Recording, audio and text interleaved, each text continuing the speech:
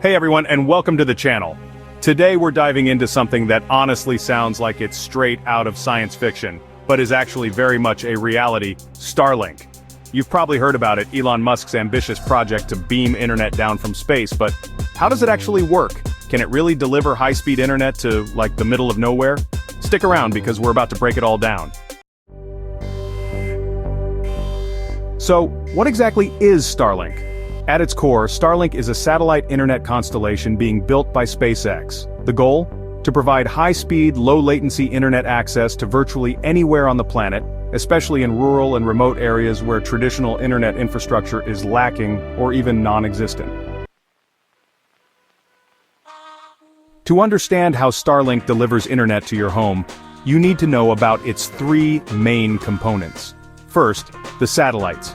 Unlike traditional satellite internet that uses just a few large satellites in a very high geostationary orbit, around 35,000 kilometers up, Starlink uses a massive constellation of thousands of smaller satellites.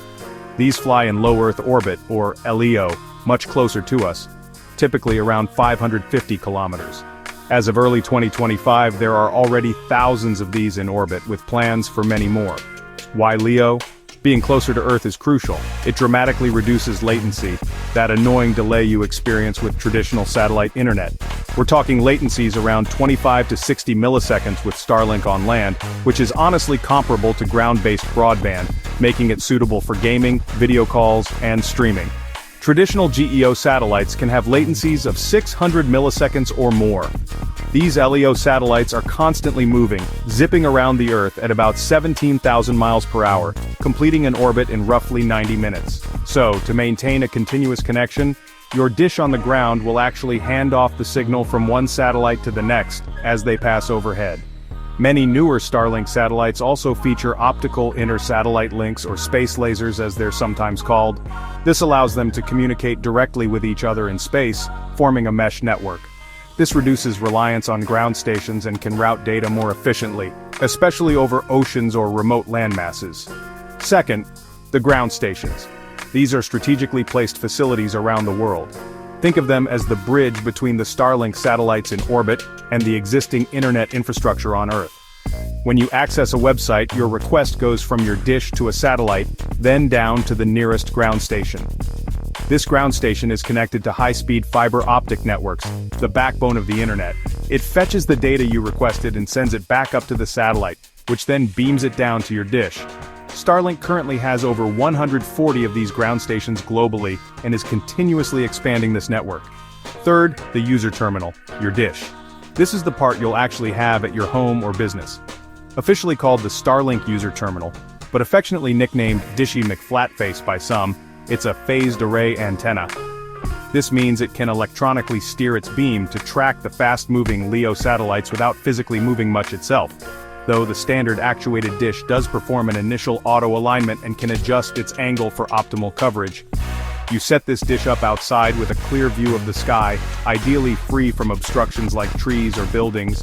It connects via a cable to a Wi-Fi router inside your home, which then provides internet to your devices just like any other router. Okay, let's put it all together. Imagine you click on a YouTube video, maybe this one. 1. Your computer sends a request for the video. 2. This request travels from your router to your Starlink dish. 3. The dish locates and transmits the request to the nearest Starlink satellite passing overhead. 4. That satellite then relays your request down to the closest Starlink ground station.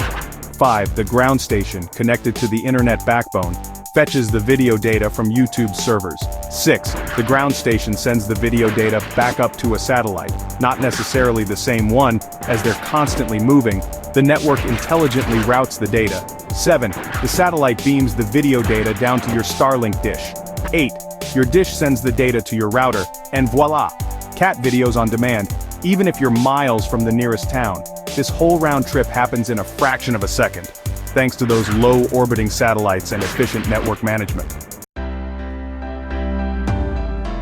So what's it like to actually use Starlink? Well, Starlink is designed to be pretty user-friendly.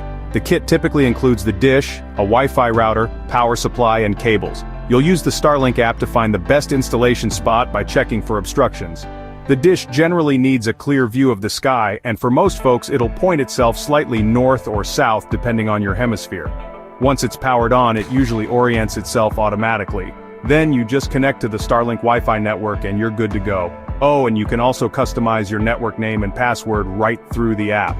Now let's talk performance, which is honestly the big question for a lot of people. Download speeds for Starlink users typically range from about 25 megabits per second to 220 megabits per second, with most folks seeing over 100 megabits. But this can vary depending on your service plan, location, time of day, and network congestion. Upload speeds are generally between 5 and 20 megabits per second. Latency is actually a strong point, usually between 25 and 60 milliseconds on land. That makes it great for online gaming, video calls, and streaming, without all that annoying lag. It's important to remember though that these aren't always guaranteed speeds, and they can fluctuate. Starlink even has a fair use policy that could affect your speeds depending on your data use and plan. They offer different plans like residential, business, roam for RVs and portability, and even some specialized services like direct-to-cell, still in early stages, that aim to provide basic mobile connectivity. Starlink sounds amazing, but like any technology, it has its upsides and downsides. So, let's start with the pros. First up is accessibility. This is really its biggest win. Starlink brings high-speed internet to rural, remote, and underserved areas where options were previously super limited or even non-existent. Next, there's low latency, at least for satellite internet, which is honestly a game-changer compared to traditional satellite services, making real-time applications possible. It also offers pretty decent speeds, generally usable for most online activities. With mobility options like Starlink Roam, you can actually take your internet with you, though performance might vary depending on where you are. And SpaceX is constantly launching more satellites and updating the tech, so the service is expected to just keep getting better over time. Now let's look at the cons. The cost can be a bit of a hurdle. The upfront hardware price is significant, usually somewhere around $349 to $599 for the standard kit. The monthly service fee ranges from about $80 to over $120 for residential, and it's often pricier than cable or fiber if those are available in your area. Obstructions are a big no-go. You really need a clear view of the sky. Trees, buildings, or even thick foliage can cause service interruptions. Weather can also play a role. Very heavy rain or snow can sometimes affect the signal, leading to temporary slowdowns or outages. The dish and router do use a noticeable amount of power, which could be a concern for off-grid users. It's still a relatively new service, so coverage and performance can vary, and there might be periods of network congestion. And finally, it's not a fiber killer in cities. If you have access to reliable fiber optic internet, you'll probably get better speeds and lower prices. Its real strength is in places where fiber just isn't an option. Starlink is constantly evolving. SpaceX is launching new generations of satellites with more capacity and features like direct-to-cell capabilities. The long-term vision is to create a robust global network that not only connects homes and businesses, but also potentially aircraft, ships, and even supports IoT devices. They're also working on reducing the brightness of their satellites to minimize the impact on astronomical observations.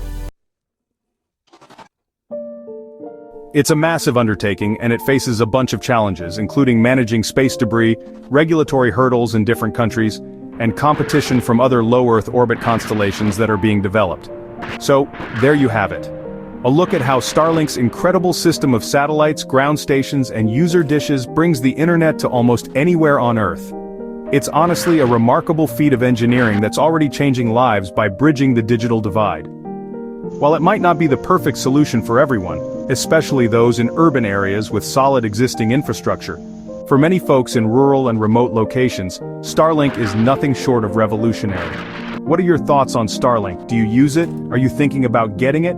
Let me know in the comments below. If you found this video helpful, please give it a thumbs up, subscribe for more tech explainers, and hit that notification bell so you don't miss our next deep dive. Thanks for watching.